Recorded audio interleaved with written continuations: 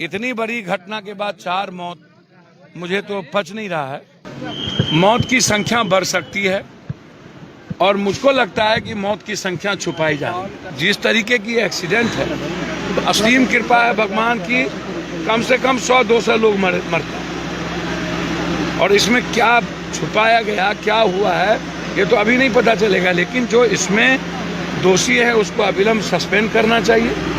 20-20 लाख का कम से कम मृतक को मुआवजा दीजिए आप किसी भी कीमत पर। मैं स्पष्ट जानता हूं कि निजीकरण रेलवे का नहीं होना चाहिए। जब अब सब कुछ का निजीकरण कर दीजिए, जैसे एयरपोर्ट का निजीकरण हो गया, तो रेल जो आम आदमी का है, यहाँ निजीकरण का कोई गुंजाइश नहीं है। इसको कंप्लीट सरकार यदि निजीकरण कर देंगे तो वो सबसे पहला मुनाफा खोजेगा, 3 गुना 4 गुना मुनाफा खोजेगा, प्लेटफॉर्म महंगा हो जाएगा।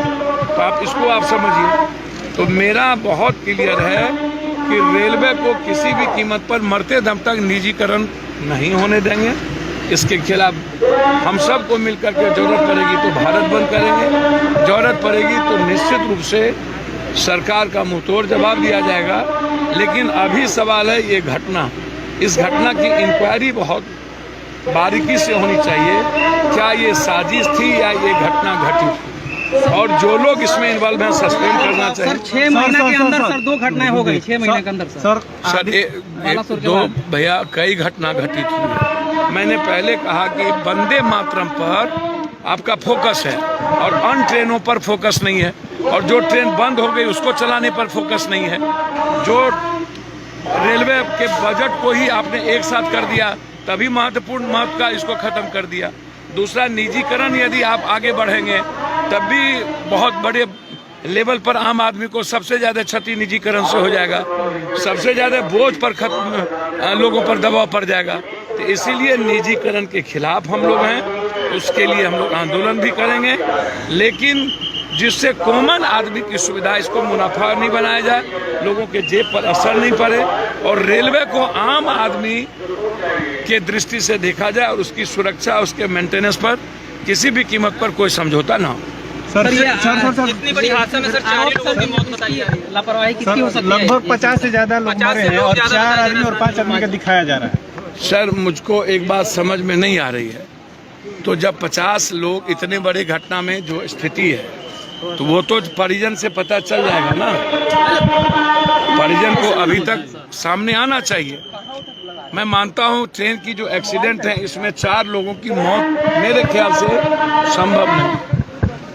मौत की संख्या बढ़ सकती है और मुझको लगता है कि मौत की संख्या छुपाई जा रही है। लेकिन 50 मरे कि 100 मरे या 10 मरे कि 20 मरे, इस पर हम अभी कुछ भी कहने से बिल्कुल ये सही नहीं होगा, तथ्यपूर्ण होगा, और ये कंप्लीट रूप से राजनीति करने की एक बात हो जाएगी। लेकिन मुझको लगता है कि 4 से अत्यधिक 2 दर्जन से कम मरने की संख्या मेरे ख्याल से 6 से ऊपर, 10 से ऊपर तो होगी ही होगी।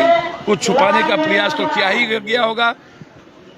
ट्रेन की, रेलवे के टिकट से भी पता चलेगा। बहुत लोग रेलवे के टिकट के बगैर, नॉर्थ ईस्ट है हमारे यहाँ होके जाता है, तो बहुत सारे लोग रेलवे के टिकट के बगैर भी बैठ जाते हैं।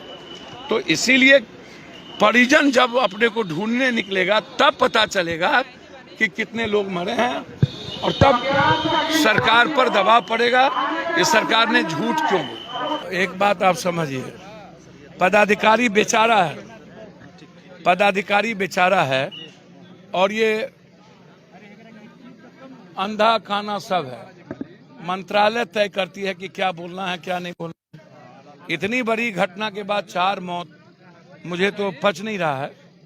वो तो मिसिंग के बाद पता चलेगा, 50 मरे कि 20 मरे कि 10 मरे कि 4 मरे। हम इस पर राजनीति नहीं करेंगे।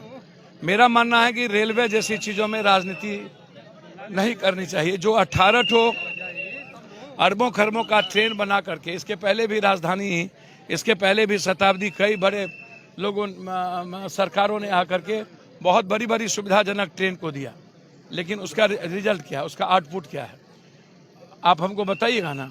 आप एक ठो वंदे मातरम, उसमें भी राजनीति, उस पर मार्केटिंग करके, जितना आपने मार्केटिंग पर खर्चा किया उतना आप रेलवे ट्रैक पर खर्चा करते।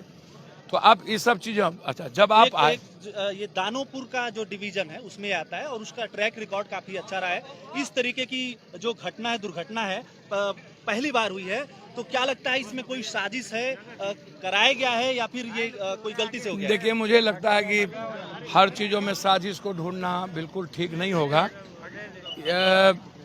लापरवाही हो सकती है, साजिश की मुझको लगता है कि मैं ऐसी चीज़ों को नहीं मानता हूं, लेकिन जांच का विषय है और एक हाई लेवल कमेटी बननी चाहिए, जांच होनी चाहिए, मंत्रिमंडल मंत्री जी को यहां आना चाहिए। पहले एक मोरल वैल्यू थी, पहले एक नैतिक मूल्य था, पहले बहुत सारी चीज़ें थी जिसको किसी ने समझने का प्रयास नहीं किया। पहले जब भी घटना घटती थी तो लोग रिजाइन करते थे। अब क्या है, आम आदमी की सुविधा के बारे में किसी की गहरी चिंता है ही नहीं। तो क्या आप सबका निजीकरण कर देंगे? बिजली का भी निजीकरण कर देंगे जो आप करते जा रहे हैं स्मार्ट मीटर के द्वारा? क्या एजुकेशन का कर देंगे? क्या हेल्थ का कर देंगे? क्या कृषक का कर देंगे? तो रेलवे कब तक बोझ पड़ेगी जनता पर? ट्रेनों की संख्या लगातार जो है वो बढ़ती जा रही है, वंदे जो भारत चलाया जा रहा है उसको हाईटेक किया जा रहा है, तो आप भोग विलास से भरा हुआ उसमें सारी चीजें हैं, लेकिन आम आदमी के लिए जो ट्रेनें हैं उस पर ज्यादा क्या प्राइवेटाइजेशन हुआ है उसके बाद इस तरह का घटना हो रहा है, मरम्मत नहीं हो रहा है रेलवे सर स्टेशन पहले आप ऐसा समझिए कि कोरोना के बाद आधी ट्रेन लगभग नहीं चल रही है, इसको समझिए। कोरोना में जो लगभग भारत की ट्रेनें बंद हुई उसमें आधी ट्रेन नहीं चली। एक दूसरा, लंबे समय तक रेलवे का डब्बा मरम्मत नहीं हो पाता है, शौचालय सही ढंग से नहीं हो पाता है, बैठने की सुविधा नहीं है, महिलाओं के डब्बे की सुरक्षा की व्यवस्था नहीं है। गरीबों के बारे में मैं आपको इतना बता दूं कि लोग गरीब और गरीबी की बात करते हैं। आज़ाद हिंदुस्तान के पहले से गरीबी बढ़ी, गरीब बढ़े, गरीबी मिट्टी कहाँ, अमीर। कोरोना में आप हमको एक बात बता दीजिए कि सबकी संपत्ति, सबका आमदनी घट गया कोरोना में, सबके जेब से पैसा खत्म हो गया। अदानी का पैसा 100 अरब बढ़ कैसे गया? कोरोना में 100 कौन सा जादू था कि एक आदमी का पैसा बढ़ा और सबके जेब की पैसे खत्म हो गए?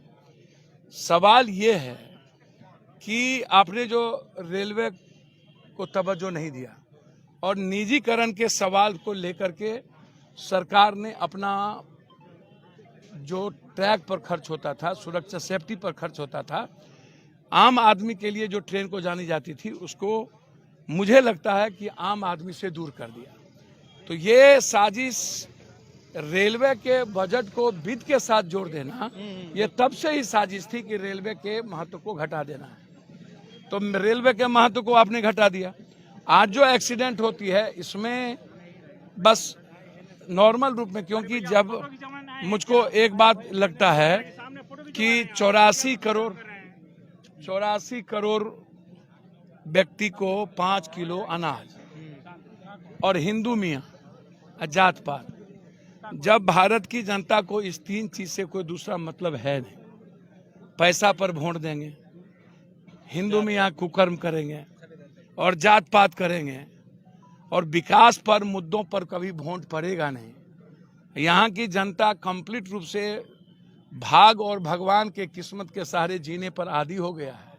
तो रोपिएगा बबूल तो खाइएगा खजूर। सर लगातार 2 ऐसी घटना, अब हमको यार घटना घट गई तो हम क्या करें? हमारे पास जेब में पैसा को जहीं जाके बांट आते हैं, ये कहोगे तो वो कर देंगे। घटना घट गई हम ही जानते हैं, हम आए मदद करने ना, तो हमको कहाँ से ये राजनीति के धंधा में हमको आता है राजनीति? रेल मंत्री को यहाँ आना